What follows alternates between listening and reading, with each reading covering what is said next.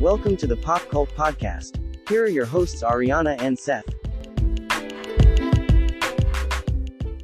This is the Pop Cult Podcast. I'm Seth. I'm Ariana. And today we have two new features that have come out recently here in 2023. We'll be reviewing the infamous Cat Person, which has not been getting great reviews, later in the episode. But first, we're going to be talking about the film Passages from writer-director Ira Sachs. Premise of the film: a gay couple's marriage is thrown into crisis when one of them impulsively begins a passionate affair with a young woman. So, Ariana, what are just your general thoughts of the movie Passages before we get into the details of it? It's a movie that can sometimes be a little hard to get into because Thomas, the main character, is not ever like in the best lighting. He's not a person that you like. But I do think that's point. like a big part of the movie. Yes. It's centered on an intensely unlikable protagonist. Yes. I do want to give a little background to the movie, and Ira Sachs especially. He was born in Memphis, Tennessee, I found out, so fellow Tennessean like myself. But his father was from Park Slope, Utah, so he spent a lot of time there, which is where the Sundance Film Festival was founded. He attended it before it was called the Sundance Film Festival, when it was just the U.S. Film Festival. Okay. And then I think Robert Redford took it over, and there was like the Sundance Institute was like an American film organization. So he got really into film, and not just the kind of popular movies that we think of when we think of American movies, but like independent cinema in America. Yes. He eventually moved to New York in 1989, so at the peak of the AIDS crisis. And he worked on the film Longtime Companion, which I have not seen, but it's about like the AIDS crisis and people dying from it. And he is a queer man, so that was probably, I'm going to guess, a very formative period in his life to be there, like front and center, experiencing all of that. He is married to his partner, who's an artist, and those two men co-parent with a documentary director who's a female friend of theirs. Yeah. Who was the woman that gave birth to their child. And the way it was described on Wikipedia was she bore their child, which is an odd way. I think usually you would say like was a surrogate or something. Yeah. So that makes me think maybe she wasn't a surrogate, like it was a natural conception. Yeah. And so it's interesting because this film clearly not, I mean, I would hope not, a representation of his personal life, but Passages is about a film director who is in a long-term relationship with a male partner, and he gets involved with a woman. And she does end up pregnant in this movie. So I kind of wonder if this is Ira Sachs exploring like the dark side of what his life could have been. Like if all these things had happened, but they were because he had made bad choices, what kind of life and what kind of person would he have been? Yes. Because the film's opening, I keep feeling like is essential. Like it's sort of the key to unlock the whole movie. And I don't know if you remember the opening of Passages. Yeah, I remember the opening. It's supposed to be he's directing a scene and he's like berating the actors to go again and again and again. And you're not really sure what it is that he wants out of the scene, but it's also like this weird thing that he's berating them, but he's also telling them like, oh, well, you're at a place. This is fun. This is a bar that you like, but he's like removing every ounce of being relaxed or natural out of this while he forces this scene to go through and is upset that everyone else isn't playing the roles that he's been asking them to. Well, and the name of the film that he's making in the movie is Passages. Yeah. Which is clearly intentional, that we're watching Passages, he's making Passages. And the first thing we learn about this guy is he is a horrible director, and that he would, like you said, he doesn't allow space for spontaneity. No. There's a way he wants the movie to go, and that is how it must go. And he doesn't care if it upsets his actors, which one of the feelings I had in that scene was, wow, I wouldn't talk to my actors like that, because you're not going to get a good performance out of them. Like they're going to feel worried and they're going to second guess everything they're doing. And if you want the scene to play naturally, that's like the worst way you could do it. There's going to be this like awkwardness. And I do think that scene is kind of a key to understanding everything about Tomas, Yes. where he wants to be the director of his life. He wants to pose people in the way he wants them. He wants to have a say in how people connect to him. Yeah. And he doesn't ultimately really care about what they want or if what he's doing is hurting them in any way. Mm. And there's a really great scene that I recalled where he is sitting on the edge of the bed, and Martin, Tomas is played by a German actor, Franz Rogowski, who he feels very familiar to me, but I don't know if I've ever actually seen any movies he's in. Yeah. But just he has such a distinct look and a distinct like style that he seemed familiar. But his partner Martin is played by Ben Whishaw, the voice of Paddington Bear, which I did see a comment online where they said, only a movie in which you're mean to Paddington Bear could you make me cry like I did when I watched this. But there's a scene where Tomas is sitting on the edge of the bed, Martin is laying in the bed, and where Tomas is, he has his back to Martin, and you can't see Martin. And that blocking, once again, feels very intentional and a sign of he has his back on his longtime partner, and he's obscuring him from us. Yeah. We can't really see Martin because Tomas is in the way. And so, yeah, very unpleasant character. I also noticed that Tomas is German, Martin is English, and Agatha, who Tomas has his affair with, is French. Yeah. And I don't know if there's any greater meaning behind that. The fact that each of these people is from a different culture within, I mean, because I will include the UK as part of Europe, even though they don't like to be. But I thought it was not based in UK. I thought it was based in France. Well, it's not based in the UK. I'm just saying that he's English. Okay, and so sometimes people go back and forth about, are the English European or they're European. Come on. Yeah. They chose to leave the EU, but they're part of Europe. I don't think there's any specific significance to that because the film doesn't really do anything with it.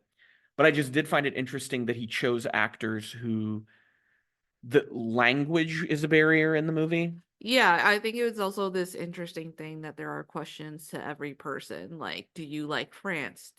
Are you going to stay here? Which is a question put upon Thomas and Martin. And Martin is always like, I love France. I want to stay here for the rest of my life. Martin is more wish-washy about his answer. And then Tomas? Like Tomas is a little bit more wish-washy. He's just like, I could take it or leave it. I could probably maybe move back to Germany. And then Adele, like, obviously is wanting to stay there. Agatha wants to stay there because she is from there. Well, and she's also an elementary school teacher, which I found interesting. Yeah, I think it was like middle school or elementary. Well, I looked up on reviews, they were saying elementary. So I'm thinking maybe like upper elementary, like in America, what we would call maybe 5th grade, or maybe they do 6th grade as part of primary school. I don't know. Be surprised. But she's very much embedded in France. Yeah. I do think the scene where Tomas comes to her school is so, as someone who was a teacher, and the idea that someone that you were in a relationship with would just show up like that was so anxiety inducing. And then how he just like collapses in the hallway, and another person in the building, maybe a principal or teacher, is going, "You're going to have to leave, sir. You need to leave." It's so awkward. And just, of course, that comes near the end where he's just so self-destructive. Yeah. It's also a movie that felt like there's a lot of physicality in the movie. Yeah. It has some of the most explicit gay sex I've seen outside of pornography. And I don't think it's there just to be kind of shocking. I'm sure Ira Sachs, being an American filmmaker, knows that this is going to be jolting to an audience, right? Yeah. But I also think he's trying to be authentic and honest because before he gives us that, he gives us an extended sex scene between Agatha and Tomas. Yeah. And so it's sort of, well, why wouldn't I show you Tomas's other partner and their sex that they have in order to give you information about them? And we do get a key piece of information about Tomas from those two scenes. What would that, do you know what that would be? With Agatha, he is more dominant, and then with Martin, he is submissive. Yes, with Agatha, he's the one who is the top, I guess we would say. But with Martin, he's the bottom. Yeah. And I thought that stuck out to me as very interesting because so much of what is going on with Tomas is this incoherent flailing about to have control of things. Yeah. And with Martin, he's in what we would see as a submissive position in bed, but is he the submissive of the two partners? I mean, no, there is like this combative nature about them, but there's also a difference that Martin knows Tomas. Like at the beginning of the film, in the scene that's establishing that like Agatha will like meet Tomas, Martin is already a little peeved by Tomas. He's kind of like, I'm tired, I want to go home. And it's probably the mix of like being with an artist who is like trying to be in control of like their craft and probably not being in tune to their partner's feelings and not regarding them as a human being because he's upset that it's like, oh, it's my party. And Tomas is upset because Martin doesn't want to dance. And that's where he meets Agatha, who just basically broke up with some random person because she was part of the crew helping out. Well, Agatha was not part of the crew. She's like, I think she was dating or friends with someone that was in I the think it was crew. like she was friends with someone in the crew. And that scene is the wrap party for Passages, Yeah. the movie inside the movie. And I find it interesting because, once again, this is a setting where Tomas is the center of attention. Mm-hmm. He's anticipating that he's going to have people coming up to him going, "It was so great to work on your movie. I can't wait to see it. You're such a great director." Yeah. And because of the ego on this guy, like he is lapping this up. Yeah. And Martin is very much a domestic person, I feel, compared to Tomas, where he's sort of like, but we have a life and I have things that I need to do tomorrow. He has a job himself. He's like an artist in his own merit. And we need to like, it's great. Your movie's done. We've seen everybody. Let's go. Yeah. And so that is kind of the trigger for Tomas, is that his partner isn't lauding him with the praise that everyone else is in that scene. Yeah. And that it makes sense because Martin knows Tomas a lot better than these people. He's probably just like in the back of his head, it's like he's going to get angsty, he's gonna get upset during the editing. Like this is, to them it's wrapped up, but to like Martin knows it's not done on Tomas's end because he has to go into editing, and it's like, here's another whirlwind of emotions that are going to follow. I'm tired. Like this isn't fun anymore, kind of thing. And it's supposed to be like they've been together for a while. Like there was an indication like that long-term partners. And I also got the sense that maybe Tomas had cheated on him before. Like I don't think it's explicit, but there's just kind of, whenever this happens with Agatha, Martin doesn't ever act shocked.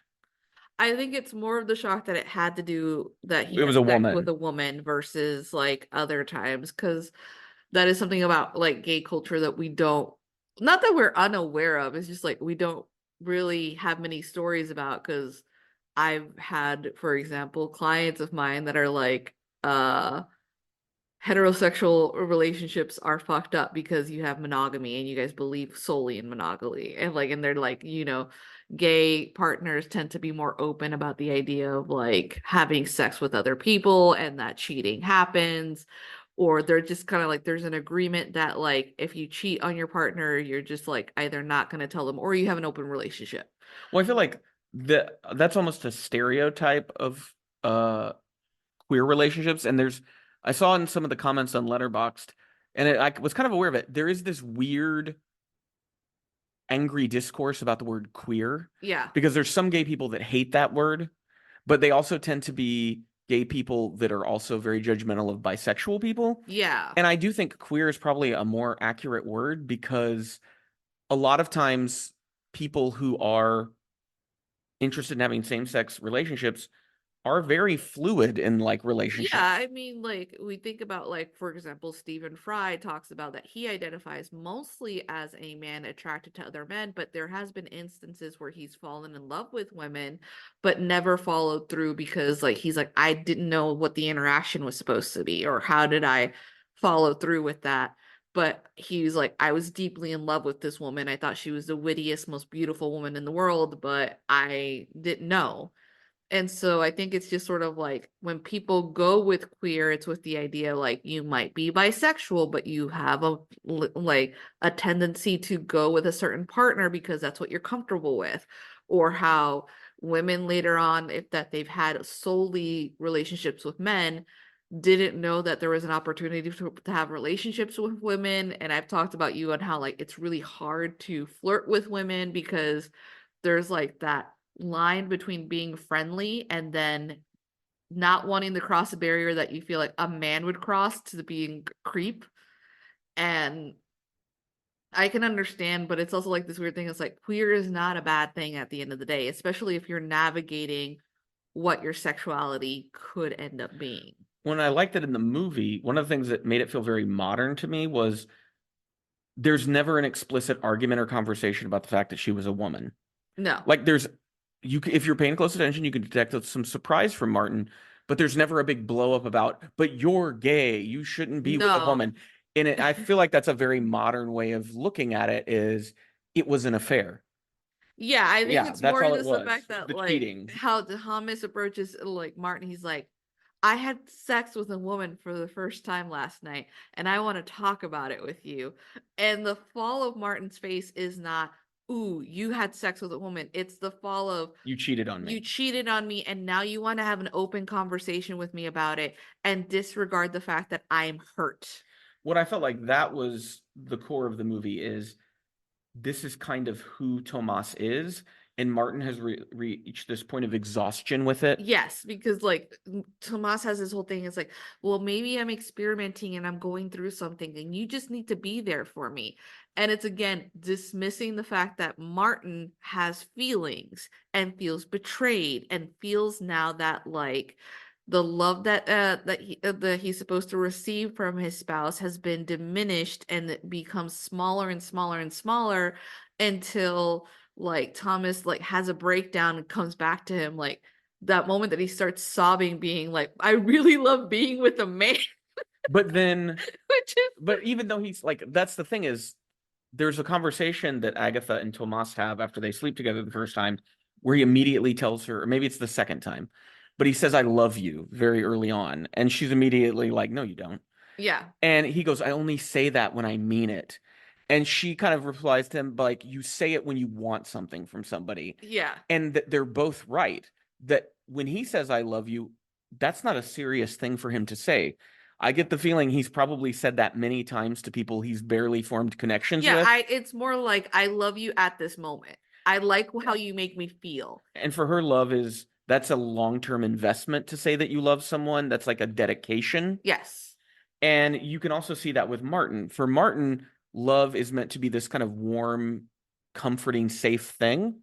But for Tomas, love is this volatile drama. And it's this sort of like passion that he likes to just mess up his life in a way. Like he kind of gets off on the drama of the things that happen around him. Yeah, it's but like he also hates it. Yeah, he likes being reckless, but he doesn't like have to deal with the consequences of it.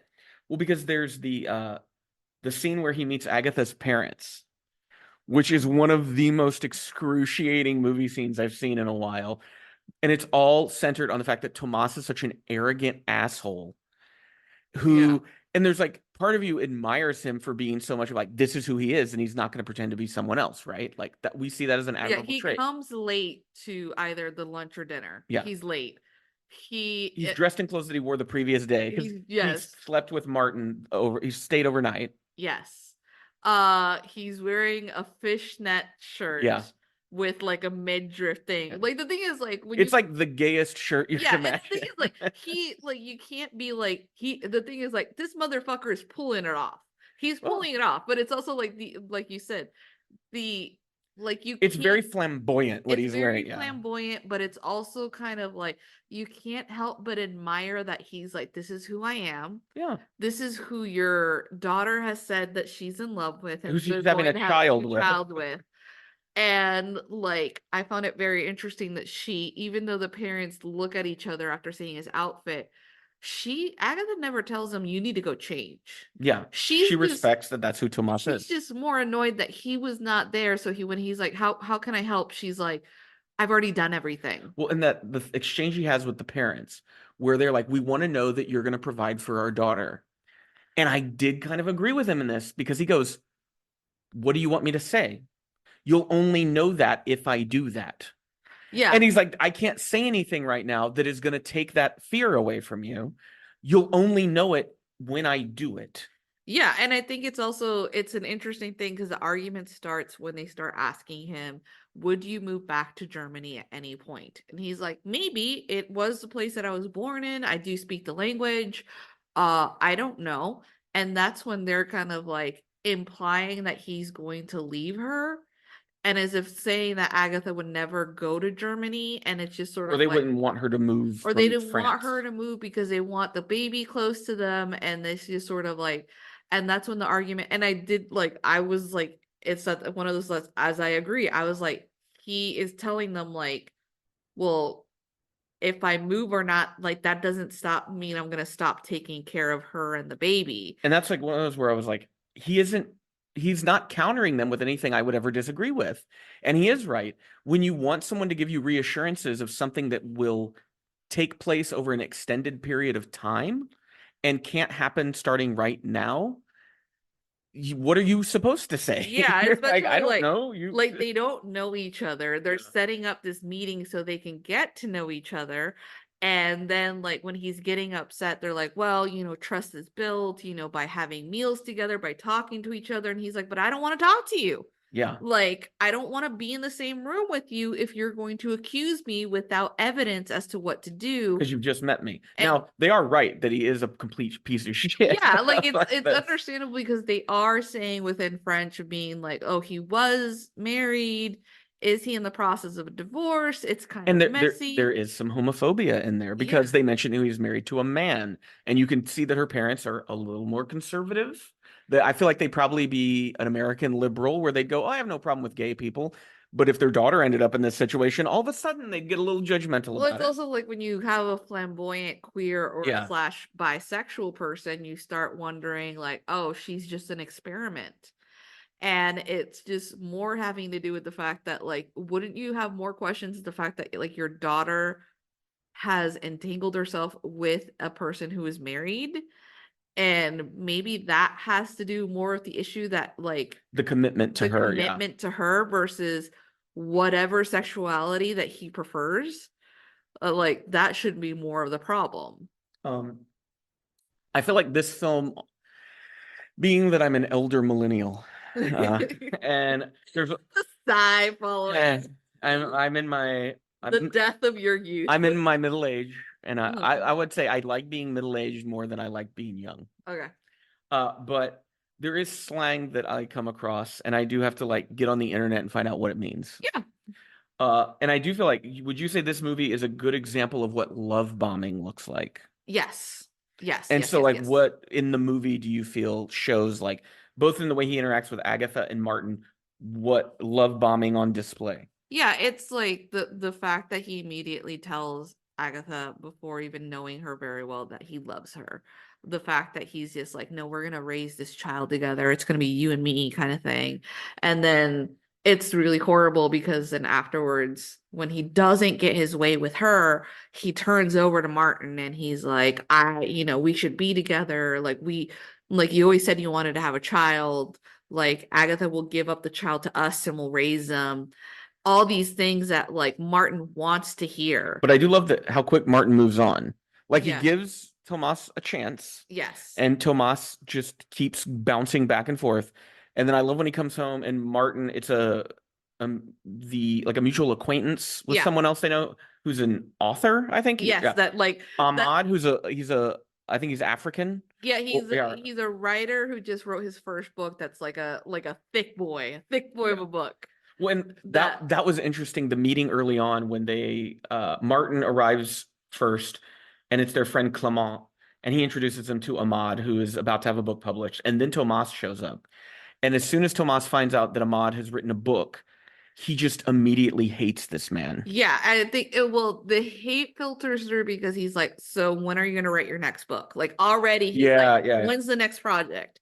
And the guy's like, I don't think I'm going to write a next book. Maybe this is the only book I write. I don't really like, he's like, I like working as a fictional editor at this magazine. I'm okay doing that for right now.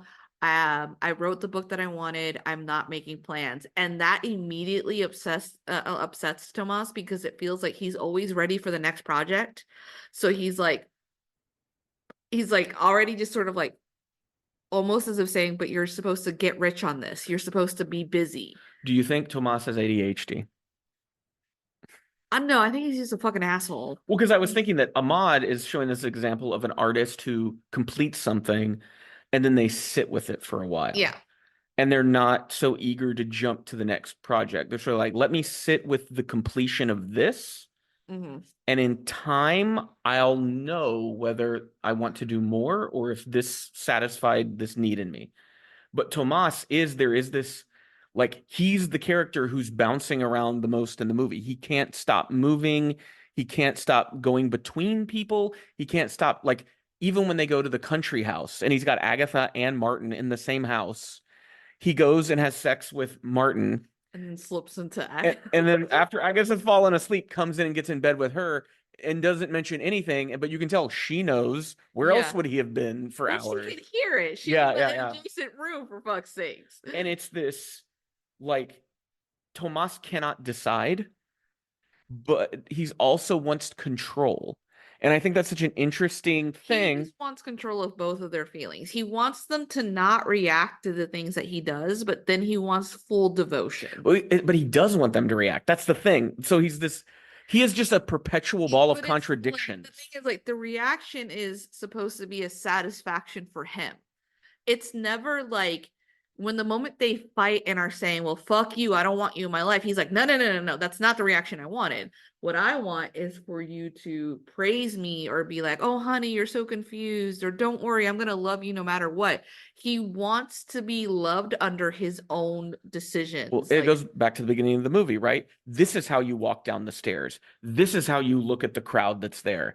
And he doesn't like when people have reactions that are outside his control. Yeah. So because remember, he goes off on an extra. Yeah. For the way she's holding a cup. And it's because Martin is not sitting at home pining away for him. Martin is going, I'm just going to move on with my life then. That's what upsets Tomas. Yeah. Because no, your reaction was supposed to be you sit in your bed and you cry all day. And then when I come home, you're so excited to see me. And I don't suffer any consequences from cheating on you repeatedly. Well, it's also like this, like, at the least, Martin at the end of the day kind of just goes like, fuck this, I'm not doing this with you anymore. I did like the fact that both people were just like, I am done with you. And when the meeting between Agatha and Martin, what did you think of that scene? It was really well acted because Agatha is just kind of like, I'm over this, because like she's already processed it, right? Yeah. And there is poor Martin being like, I called you to meet because you haven't been answering like Thomas's phone calls and text messages. So did Tomas send him? He realizes he was sent. Yeah, it's so fucked up. But he's also not been, I think it's not even sent him. He told Martin all this information for sympathy, right? Yeah. He doesn't tell him the additional information, which I don't want to spoil that part of the movie, but is like the additional information that Agatha gives him, where he's kind of like, oh, shit. Well, they just feel like two people who see each other as the refuse of this destructive man. Yes. And they're just like, but because I love that they never fight with each other at any point in the movie. It's just this sort of like pity and mutual sympathy for each other of, isn't this fucked up that both of us got caught up in this and we don't really know how to unentangle ourselves from it. Yeah, and it's just sort of like how she's just indicating like, I don't want anything to do with you two. And Martin sinking into the realization that like Thomas has lied to him and has manipulated him once again, but this time it's not only him. He has to look in the face of the other person who he fucked over and realize, shit, she got hurt too. Yep. Because he was probably like maybe making her into a villain in his mind and then trying to be like, we're going to co-parent, so we're all going to be like friends, we're going to figure this shit out, it doesn't matter. But he was so like doped up on like the sex and the fact that they were back together that he like never looked at Agatha and went like, well, did your heart get broken too? And so once they like have empathy for each other, he's kind of like, fuck it. Yeah, that's where he really snaps, I feel. So we have this ending scene, which is another physical act, not sex, but a different physical act, very destructive physical act. Because I remember when we watched it, you were like, "Oh, is he trying to kill himself?" So the big question at the end of this movie is, did Tomas learn anything? I don't think he did. So in that final scene, there's no dialogue, it's just Tomas. Yeah. In Paris being Tomas. What do you think he is thinking of? What do you think this character is headed towards? He's just probably like going to the next thing. Well, he's going to Cannes, right? The Cannes Film Festival. But it's also sort of like, since his partner is no longer going with him. Well, the worst is how Martin says no, and that's when he shows up at Agatha's school and is like, "I wanted you to come to Cannes with me," phrasing it as if he never thought of anyone else, right? Yeah.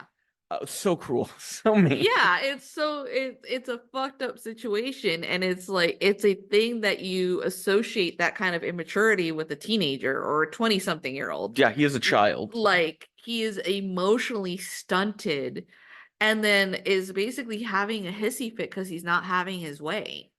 So we were talking about, sometimes when we'll watch movies for our audience, we might bring up this would be a great double feature with. Yeah. And so I thought of two movies that this would pair well with. The Worst Person in the World. Yes. Which came out last year. Great movie. Also about someone who is coming of age in their 30s.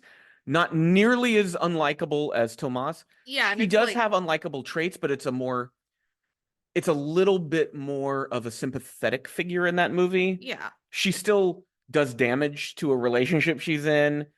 But I think they would be good companion pieces to each other. Yeah. And the other one I thought of, because I saw some people talking about Eric Romer's movies, and I've only seen one of those. We've only seen one. Pauline at the Beach.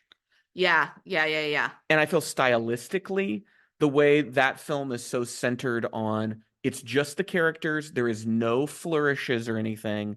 And all the work goes into the writing and getting the performances out of the actors. That doesn't mean it's a bad looking movie. No. It's just, there's not a lot of heightened visuals. It's very simple kind of blocking and staging. And I felt like this movie had that too. Yeah. There was never any camera angles that were meant to be like showstopper kind of things. No. It was just, here are characters in a room, they're talking, and you're engaged because what they're saying and the way they're saying it is so engrossing.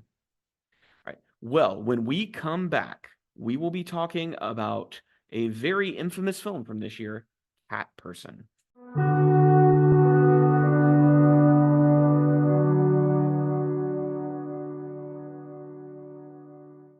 A college student who works at a movie theater goes on an awkward date with an older man who may be a murderer. This is the premise for the recent film, if we can call it that, Cat Person, based on the short story of the same name by Kristen Rupanian. And so I reread this short story for this review, and I shared it with Ariana, who had never read it before. When it first came out, I think it was 2017. It was published on The New Yorker, and was made like a big deal. Like, people were raved about this story. I think it's a fine short story. I don't think it's one of the best short stories I've ever read. Oh. And I actually read her entire collection, which I think is called Cat Person. I can't tell you any details about any of the stories. I don't remember them, which is never a good sign. But I do remember thinking it was a fine short, like modern short story collection. Like, it wasn't bad. And of course, because it's a story about gender in contemporary times, there were a lot of like awful takes about it online. So Ariana, I want you to just tell me what you thought of the short story first. We're going to talk more about the short story when we get into the movie, but just in generally, what do you think of Cat Person by Kristen Rupanian? I thought it was a pretty decent short story that kind of explained the feeling that one has as a woman dating any man, of how, without intending to, we tend to soften the person because we like them. So we make excuses for them in our heads to be like, okay, no, they're this type of person, and only to be surprised later on when they reveal themselves. Yeah, and it's one of those, I feel like we're in her head for most of the short story, even though it's a third person story. And we don't get a lot of details. We're referring to Margot, who's the main character.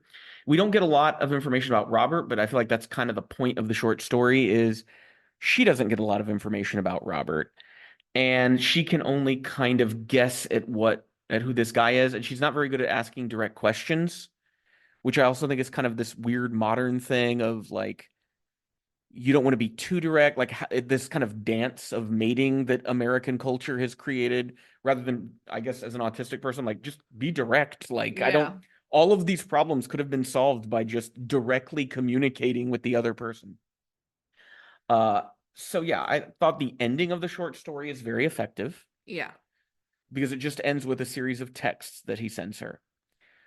The film, however, has almost another 40 minutes where the short story ends. And that is where the biggest, it's not where the problems start, but that is where the biggest problems are. It is a 2-hour movie of a short story that's maybe like 10 pages at most.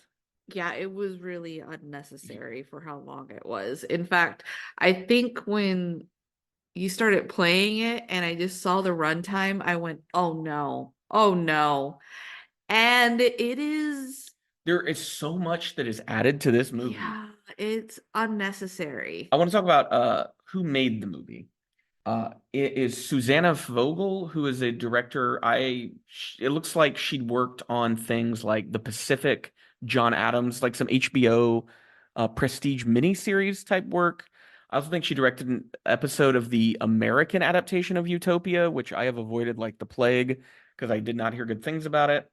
So very much like a TV director. This felt like a TV director made this movie. I mean, she tries a lot of things. It felt like a Netflix film. Yeah, I remember you saying that. And not in the best way. And like, I do think Netflix has had a very bad influence on American film at this because point. it's not like the kissing booth stories. I forgot the name of the ones supposed to be like this young woman who like sends a ton of letters, like writes these letters. P.S. I love you or Yes, something? P.S. No, not No, P.S. because I that's love something you. else. P.S. But I it's, love you is like yeah, I don't know. They're all based on like YA romance novels that are like yeah, mediocre. and like it's like that. It reminded me because I watched like the first two films. It's so bad that I don't remember. Noah, whatever his name is, like that young Noah actor. Schnapp. No, it's like the other one The that's only like Noahs I can think of are Noah he Schnapp was and Noah in Wiley. I don't think it's either of them. he was in the Black Adam film like as one of the young heroes. Noah Centino, the human Yes, thumb. yes. Yeah, he looks like a thumb with a face. He looks. He has like a weird thick neck. Yeah, just Gross. I think look him up to see what movie it was, just because it's gonna. There was the movie with Barb from Stranger Things. Oh my God, I just look at how No. thummy he's gotten thummier. To All the Boys I've I've loved. Loved. Yeah. I watched like the first two films because it was Netflix. The beginnings of COVID, we were stuck at home and I was working like when I was working. That's no excuse. There's still plenty of films on the internet, you know. And something about like the best friend dynamic in that one and this one reminded me of that because it's supposed to be like your best friend is the woke one, but like it's Or her best friend, Taylor, played by Geraldine Viswanthan, I think is how you pronounce her name. yeah, who's been in other stuff. I haven't really seen her in anything. I know she's going to be in the Drive Through Dolls movie that's coming from, I think it's Joel Cohen and his wife. And I'm looking forward to that. Like, she seems like she has pretty good comedic timing. I do want to say none of the casting here is bad, but the material they are given is utter garbage. And there's nothing they could do to make this movie better. I want to talk about who wrote this movie. So this is immediately where you know, oh. So I did not write down her name. I don't respect her as a writer. But the screenwriter of this movie is 63 years old. And she's writing contemporary women who are like 20 years old. So there is a 43-year gap between this screenwriter and the women she's writing. Now, that doesn't mean could not be capable of writing them in an authentic way, but I think you kind of have to seek out authentic contemporary voices and then really listen to them and then shape your writing to make it sound like it's coming from these women. This sounds like somebody made a film adaptation of Twitter and Reddit. It's not good. It's like, all right, so film released this year. And you especially think about the fact that, like, There's a lot of buzz for this movie too. the thing is, like, you think about like social media. So, okay, fine.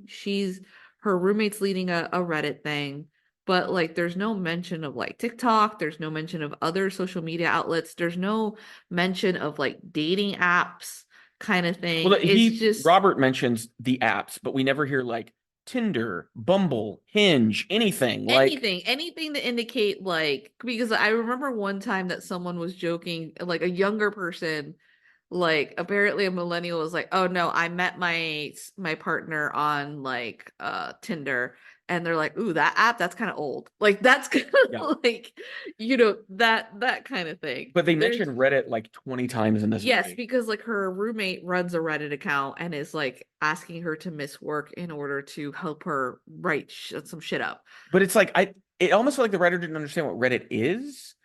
Because she was moderating, it sounded like a live event, right? It just That's sounds the like vibe I got. Like I couldn't understand what it was she was it doing made on it sound Reddit. like this was basically like her main hobby. And then it's like this weird thing of it just being like, you could have made the character a little bit more interesting, having even just a roommate being like a gender studies person, right?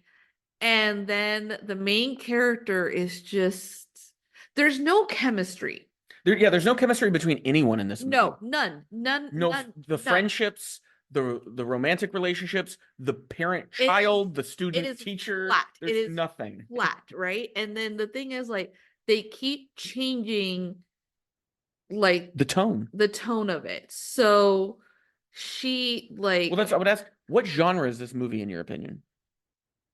it feels like they were trying to be horror Were and they? sprinkled it with trying to be comedy, but it Or was is it a thriller? Or is it a satire? it is I don't know. it's a fucking mess. So yeah, she works at the theater, but Margot, but there's also some weird stuff that was there's too much added to this compared to the short story. Well, because the short story is very streamlined. It's Margot and Robert, and there's some chatter in the background from her roommate, but like not much. It's purely this is Margot's story thinking about Robert. Mm-hmm. And if the movie had stuck to like 90 minutes and that was all it did was just focus on that and just expand that material rather than, because here's some of the things that are added to the movie. Yeah. Isabella Rossellini, Isabella Rossellini as Dr. Zabala, who is Margot, I guess, is doing some sort of like paleontology or archaeology or anthropology. Like it's a class where they're working with human bones and remains. Yeah. That is present in the movie in the first act and then is never mentioned again. We have Isabella Rossellini in 2 scenes in the first 30 to 40 minutes. They had her for a day. Gone. Yeah. She disappears, is never mentioned again. Then we have Margot goes home for fall break, which is in the story. Yeah. And it's only in there to talk about like, oh, she met up with an ex-boyfriend from high school who she thought he was gay, but now thinks he's trans. In the movie, they say asexual, whatever. But they also in this movie bring in Hope Davis as her mom, who once again, you could tell they got for a day. And I didn't understand. I mean, I guess I did understand why that scene was in there because she has a stepfather, Margot does, Ernie, and his like birthday happens to be occurring over fall break. Yeah. And they do this weird mother-daughter Marilyn Monroe singing routine, which really felt like an old lady. Weird. And the writer being 63 years old. So fucking weird. And it was like undertones of sexualization that just right, incesty stuff with the stepdad. It's just that goes nowhere. But it's also like this thing, it's like it's not as if the stepdad is insisting for his birthday they have to do this. It's the mom being like, no, sometimes you have to compromise as to what makes your spouse happy. And that's why, like, that's probably the mistake that I made with your father. And she's like, no, dad didn't leave because of that, which is fucking weird because, like, even in the short story, the little bit that we know about her mom seems to be very supportive. Yep. Like making sure that she's having safe sex. Well, she's trying to be reasonable about things. Yes. And it's sort of like in this one, the mom is kind of like, well, men will leave you. Men will leave you. That felt like the screenwriter's voice in The Mom a little bit. And also the Marilyn Monroe song, because it's like, well, Hope Davis is not that old. Like, and why is this like, it was just such a weird, it felt archaic and out of place. Like it wasn't a thing that belonged in this movie. They're singing My Heart Belongs to Daddy. Yeah. While pointing at the stepdad. And the thing is, like, Margot is like bending over, showing her little tush. And everybody's like, ooh, ah. But like, and this is happening in modern day. And I can't imagine this happening in modern day unless you're like, parents are part of like the Republican Party or something. It's also like it's this weird thing because like you have like her talking to her roommate about like well, like while she's walking home from the dorm, being like, hey, if I don't call you, if you don't see me within 5 minutes, call security. And they're like, haha, being a girl's so fun, like joking about like them maybe like being abducted or raped, only to make that scene where her mother forces her to sing this song the day of, which is fucking weird because it's like, how long did they have to practice this? Doing like baby sexy voices. It just felt like I kind of understood why that it was in this hacky script, but I just didn't understand why they kept it in the script. Like it didn't add anything really to the movie that wasn't over explained by characters through the most like heavy-handed exposition I've ever heard. I want to remark at the moment at the start of the film. Okay. So I did want to talk about one more person that they got for one day. Oh, who? Fred Melamed, who, if you've seen, I really loved him in A Serious Man. Yeah. And he's a great character actor. His only purpose is he is Robert's psychiatrist in the weird daydreams that Margot has for like, once again, 15 to 20 minutes in the movie. And they're not even spread out. It happens in this chunk in the movie and then never comes up again, is never referenced in any way. It just felt like the director also is a Nepo baby, clearly, when you like look her up. Well, she came from a very privileged family. Yeah, it's privileged background, not Nepo baby, and where like her dad like worked in like movie studios. She's just her father rich. Founded like the American Neuropsychiatric Association. So it's like, oh, she has had access to resources. She probably has had money and met a lot of these people and was like, would you come do my movie for me? And they're like, sure, I'll come for a day. I'll shoot a couple scenes for you. It's also sort of like this sell of what the movie is. But let me go back to the beginning, which already stated to me this is going to be a bad movie and it's going to be hitting on the nose. So it is a shot of the night sky, and there's a quote from Margaret Atwood that says, you know, men are afraid that women will laugh at them. Women are afraid that like men will kill them. And already I was like, fuck you. Because the screenwriter feels like a lady that would be going like, has anyone seen the news lately? Have you seen The Handmaid's Tale? And you're like, yeah. You know what? Have you read a history book? Yeah, that's 8 years in passing. Like there was the thing about reading Cat Person, this short story, is you don't think that he is going to be a terrible person. And if we don't know, that's the thing, is like we're kind of left in the lurch. That's the point of the story. It's supposed to be like, she flirts with him because she's bored at work.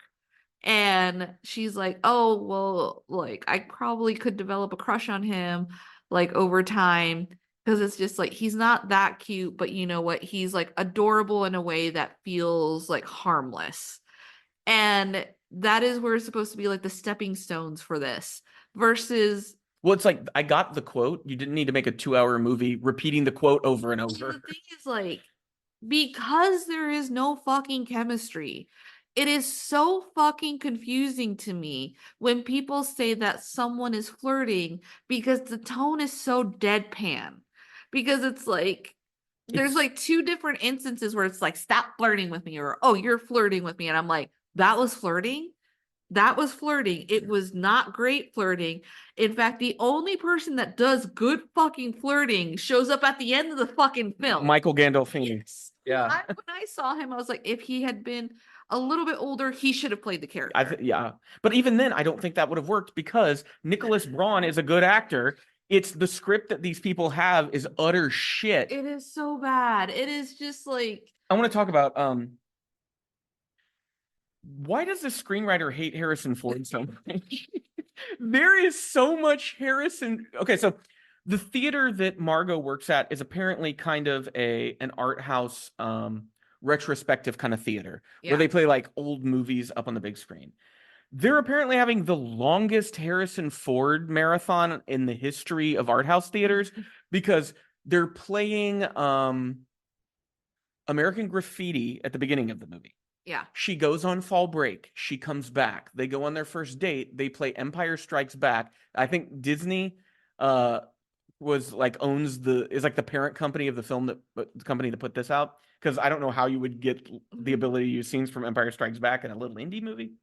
So he takes her to go see Empire Strikes Back, which in the story, that's not what he takes her to see. It's like some foreign language movie or something, right? He takes her to go watch a Holocaust Yeah, documentary. which is like, oh, that means he's somebody who has some substance to him, right? She finds it kind of weird, and I'd be like, yeah, that is a weird first date movie. But in this movie, they're like, in this version of the story, they're like, oh, his entire view of romance is based around Han Solo in Empire Strikes Back. Like, it's also like this weird thing that. But then at the end of the movie, and it feels to me that like weeks, if not months, have passed, right? They're showing Witness at the theater. Yeah. And I was just like, how long? Most like film series I've seen at theaters like that are a month at most. Yeah. Maybe like 2 to 3 weeks. What the hell is going on? And it's just there's this incessant hatred for Harrison Ford. I don't think he's that great, but like, how did he hurt you, lady? It's weird because like, so he's like, oh, let's go watch Empire Strikes Back.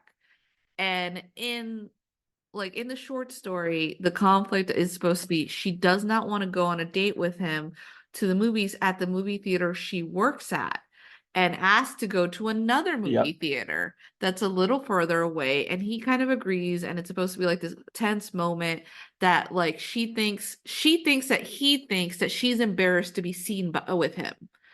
And that's supposed to be like the headspace that she's in. But instead in this one, it's supposed to be she hates Star Wars. She thinks Star Wars is boring. He's cold to her the whole time. She tries to have conversation with him in the middle of the film. Which is very rude. Which is rude, I understand. But I think it's supposed to be the reason that she wanted to talk was because he'd already seen this movie so many fucking times. But they're in a theater with other human beings. And like she's kind of like looking around, almost envious the fact that there's like couples cuddling and he just won't touch her. And then afterwards,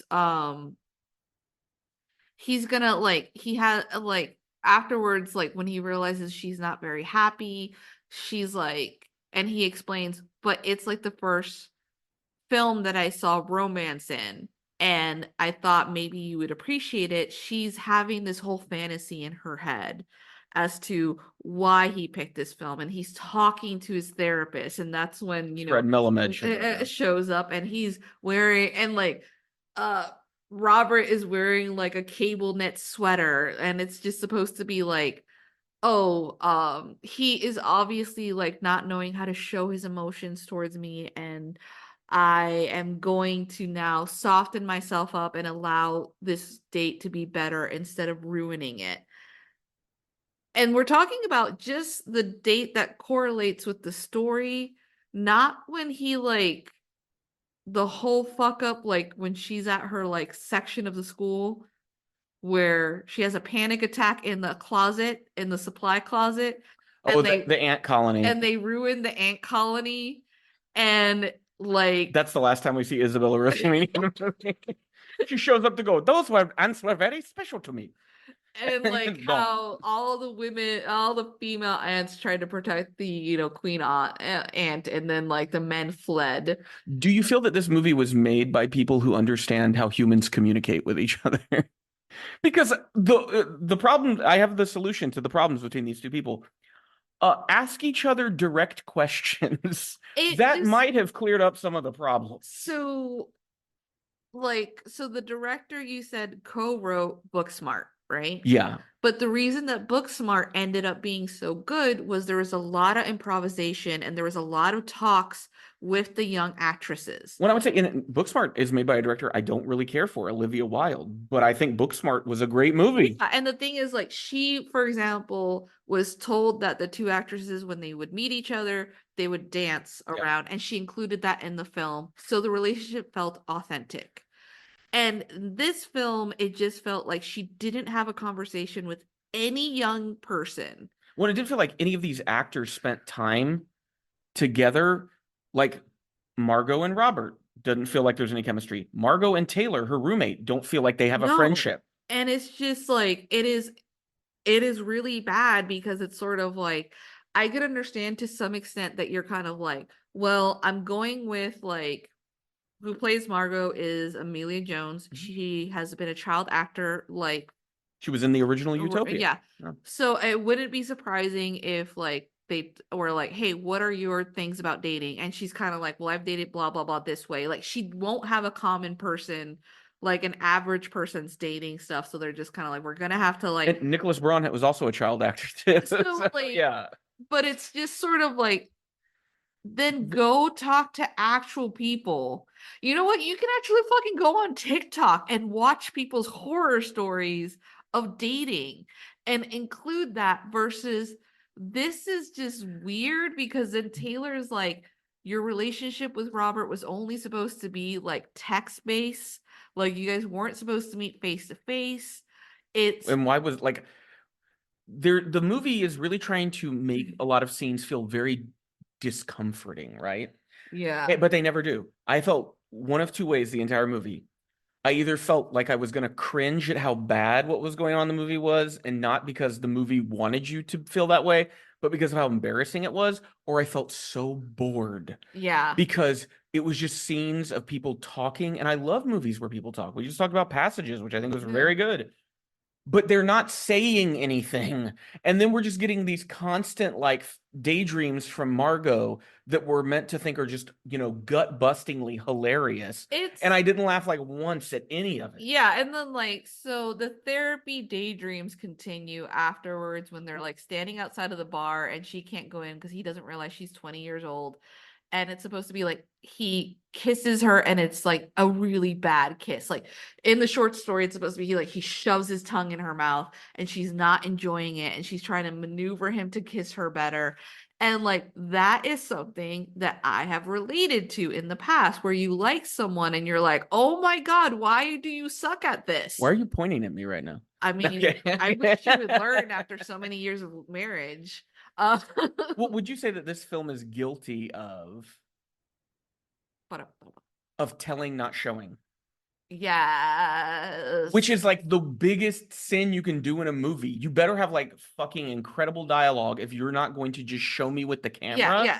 Your dialogue's got to be like pitch perfect. And so like in the whole daydream, she finally like appears like in the therapy session and she's just sort of like, even though the kiss was bad, I just realized I had so much to teach him. And they like, even though this film is fucking 2 hours, it was supposed to be like, that's their date. And then they have another date. I think it was supposed to be like, they have they go to his house. Like was that all in the same night? They go to the movie, they go to the bar, they go to his house. Yes. Then they don't see each other again, right? Because it's supposed to be like what it was is they went to the movies, they didn't do anything, and then later on it's supposed to be like they go. I don't remember. Maybe I'm wrong. I think it was all one night because he's like, "Do you want to get a drink?" And I think that's after the movie, right? Yeah, and it's really bad because it's like suddenly they're at his house, and there's 2 Margos.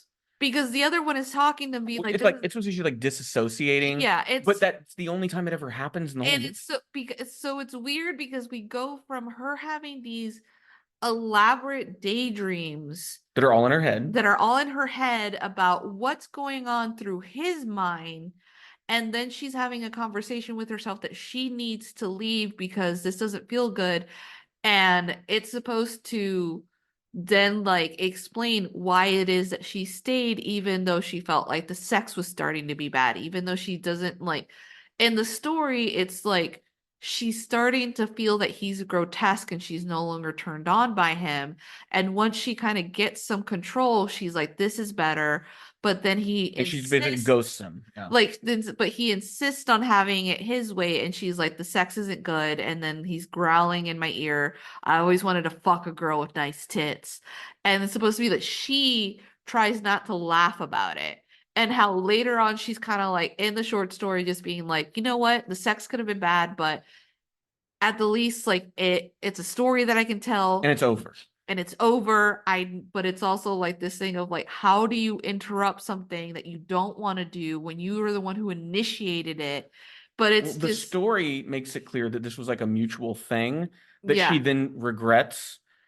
In the movie, it's like she's being sexually assaulted. Then the movie, it made it seem like it was a date rape situation. Yeah, but it's like, but then that's why I'm like, what is the tone of this movie? I don't know, because it goes from like, that's the scene where we're supposed to be like, oh my God, what a horrible thing.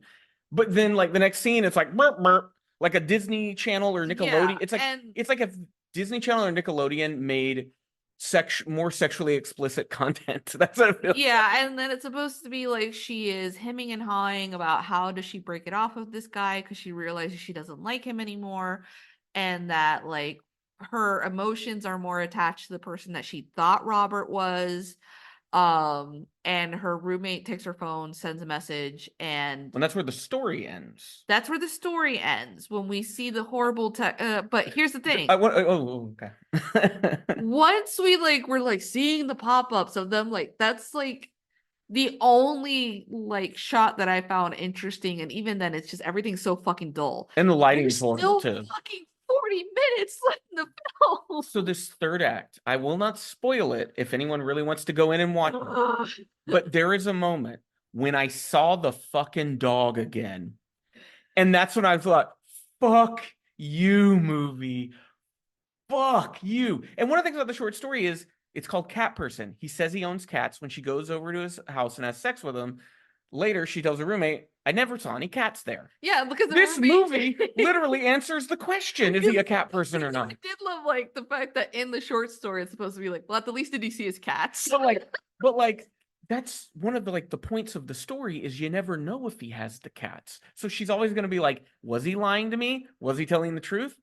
I'll never know. But no, the geniuses behind this adaptation were like, hey, you know what was missing from that short story? Clarity on the cats. And then it becomes like a weird, like horror psycho movie. Yeah. But like pulls back from that too. It just felt like the equivalent of sitting in a car and someone like slams on the gas and then slams on the brakes and then slams on the gas, and you're like, so here's my big question for you. What was the message of this movie? I have no idea. It was just I don't know what to say about it because there was such a lack of chemistry. There was such I didn't care about anyone. Care about who, like, I don't really know who Margot is at the end of the day. Yeah, I don't know who anybody was. Because it's just sort of like this weird thing that we're inserting these different personalities into these characters. She has a friend who's like really into musicals and her boyfriend's into musicals. Her roommate or like slash best friend is like a feminist who's arguing with a guy who pretended to be like a woman to like co-moderate something with her. And Margot feels so detached from everything in her life. Yes, and so like when she has this argument, which is supposed to be the breaking off of friends before like they reunite during like the really active moments, it feels so muddled and weird because you don't feel that Margot's justified as her anger towards her friend. It was a contrived argument to get Margot alone. That's all it was. And it is like screenwriting hackery. And because it's sort of like it should have been that we saw the contradictions in Margot every time. Like there should have been that Margot is a lot like Taylor, right? She has all these beliefs, but she keeps contradicting herself by the way that she's acting around Robert. Like being like how at one point, like Robert's like, do you even know what I do for like for work? And he's like, yeah, you don't, because you don't fucking ask questions about me. And it is very, very weird that it didn't occur, that she didn't ask him further questions. because like there's supposed to be like blocks of text that they send each other, and she just knows they that he text has constantly. cats, and they What are don't. they talking And like about? it's also like that weird thing about the Harrison Ford thing. It's supposed to be like he sends a video being like the right amount of cool, and it's supposed to be all the times that like Harrison Ford kisses a woman, but then in the background is Taylor being like, oh, and so it's like he forces himself on her and then she kisses him back. And it's all these tropes that yes, women have discussed in films, right? But why the fuck is this an emphasis on this film? One of the thoughts I have watching it is, oh, this movie was written by someone who measures every film they watch by the Bechdel test. Even Alison Bechdel has said, yeah, that wasn't meant to like be a universal tool or a metric that you measure every movie against. It was just this thought that I had that I shared in my work. Uh-huh. You can calm down. But Uh-huh. I think in the American mind, because everything is so binary, right? Everything is this or that. This is such a binary movie. Like, Yeah. here's a question. Who were the queer characters in this movie? Her ex-boyfriend? That was it? Yeah. So in a movie that's supposed to be about modern dating and young people who are in college, there is one side character who has a single scene and a handful of lines that isn't straight or cis. Yeah. And it's a movie about straight people. So I guess the takeaway from the movie is straight people don't know how to communicate with each other. That's the lesson of the movie is straight people are just fucked up. Yeah, I think it's just it's just a fucking mess. You had an alternate movie that you brought up while we were watching it where you said, I would have rather seen that director who directed that movie make this movie. Yeah. The director from Barbarian. Zach Kreger. Yeah. Why do you think he would? Now people are gonna go, oh, a white straight man would have done a better Because like job. that scene where the main character is like talking to the guy and Margot's talking to Robert. no, in like Barbarian. Oh, okay, yeah. Where like he has the wine out and like you're just going, oh shit, like maybe he drugged the wine and he's like, I didn't open it because I wanted to make sure. Da, da, da. And like he's just like, I'm gonna sleep in the like on the couch, you'll sleep in the and like, but it's like that tension that you think that he's gonna do something horrible, but he doesn't. It's Zach Kreger was able to convey a sense of uncertainty and fear in a more palpable way than a single second of this movie ever accomplishes. Yeah, because there's so many fucking scenes in Cat Person where she imagines herself being choked by Robert. And they're not. And I was not and shaken like or and scared at at some all. point then he's like when she's imagining this, like right after he's like, I'm not gonna murder you, and she's like, it's okay, like you can murder me. And that's the tonal problem. I didn't know am I meant to be like creeped out? Am I meant to think this is funny? Like the film does such a horrible job of communicating the tone it's going for. Yeah. That it ends up just being like you get to the end of this excruciating 2-hour slog. And you're just like, I don't even know what these characters learned. I don't know what I was supposed to learn from this because movie. it also Like, what was leaves the it in a weird place because it's just sort of like, are we supposed to think Margot's bad? Like, there's a weird moment where all of a sudden it's like, well, Margot was bad because she judged Robert, but also Robert was bad. And you're like, I don't know what I'm supposed to even think. no, it felt like someone who was like into the Me Too movement until like their favorite actor was accused, and then they were just like, they were just flirting. You don't know how to handle it. Like, and it But just when I think this is, I know there's been a lot of like pieces of film that have come out of the Me Too movement. And there was a film with that young actress, blonde. I'm trying to like kill time because I figure out who she is. And it was loosely based on Weinstein, where she plays someone in this famous movie producer's office, The Assistant, that came out in 2019. I think Barbarian would be a good alternative. I think The Assistant would be even better because she is not the direct victim of this producer's acts, but she is watching women come and go from his office. She's starting to pick up on weird shit. There's rules in the office she's interpreting. And the movie also, that movie, The Assistant, also does a great job of conveying uncertainty about sexual assault and about male-female interaction and this is like in a professional setting, and felt far more effective to me. Yeah, it made like that scene where she's basically with the guy with Tom with Succession. What? No, yeah, we got a Succession tie-in. I forgot. Yeah. And like he's kind of like, you need to be careful about what you're saying and what you're implying. And she's just sort of like, he's like, you're going to lose your job. And she's talking about how like she doesn't get paid that much to begin with. So like, but she feels like she needs to come forth with something anyways. And they're obviously indicating that she's not going to end up getting anything. So But yes, I would say, well, one of the interesting things is you're gonna have a hard time finding Cat Person, because apparently, I don't know if it's expanded yet, but when it initially got released, it got released on 2 streaming platforms. I don't remember the first, but I know the other was Hoopla, which is a library subscription-based streaming service. And Hoopla is great. Like, if your library has the money and can afford like the full Hoopla access, it's great. But yeah, it really felt like they were trying to hide the movie. They needed it to make some money by licensing it to streaming, but they also didn't want a lot of people to see it because the people that made it, I think, are rightfully embarrassed about what they did. But yeah, Barbarian and The Assistant, if you want to watch movies that handle the sort of tension and uncertainty of male-female romantic sexual interaction, those movies do it a lot better. Well, not wasting your fucking time. Yeah, like The Assistant is an hour and 27 minutes. And I think Barbarian maybe is close to 2 hours, but it's worth it. Like every second of that movie is great. But yeah, Cat Person, what an utter disaster of a movie.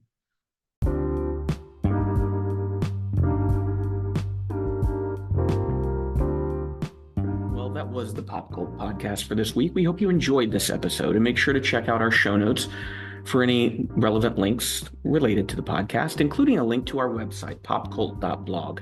You're going to find a lot more reviews of all sorts of things over there. Make sure that you subscribe wherever it is you listen to podcasts so that you'll be notified when new episodes are up. If you do visit popcult.blog, you're going to find that we've just wrapped up a series in the first half of December, which was looking at potential new additions to the Christmas canon, different films and specials. Coming up next week, we are going to be trying to cram in as many films by the end of the year as we possibly can that we can get our hands on. You'll be seeing reviews for Mission Impossible Dead Reckoning Part 1, Sofia Coppola's new film Priscilla, the Irish drama The Quiet Girl, and the Argentinian heist movie The Delinquents. Also, by the end of the year, that last week of December, we are going to be doing our favorites of the year lists. And trying to see if we can fit any more movies in if we can get access to them. I know some of the best films of the year aren't coming out until almost the very end of December, and sadly that means I probably won't have access to them, so they'll kind of be bumped over to the 2024 contenders. Our next episode of the podcast is going to be our Christmas Eve episode, which is going to be extra long. We're going to be reviewing the original Miracle on 34th Street, as well as The Shop Around the Corner, and 5 Christmas episodes of television sitcoms. We hope that you enjoy what we do here, and if you enjoy us enough, you might think about supporting us on Patreon. We've got lots of different tiers for you to pick from. And speaking of our Patreon, I want to thank our current patrons, Becca and Matt, who both donate at the $10 Writers Room level. At that level, they get to pick a movie every month. I watch it, review it. You can even add your own thoughts to that review before it is published on the website if you want. No matter what tier that you subscribe to on the Patreon, you're going to get access to patron-exclusive podcasts. Right now, we are coming up near the end of a series called Screenplay, where Ariana and I play a 2-player GM-less game. We kind of use some oracles to roll on to help guide our story. We've got 2 more episodes coming from that, which will be next Saturday and the following Saturday. And I think that might be one that we continue periodically through the year. Well, until next time, you keep listening and we'll keep watching.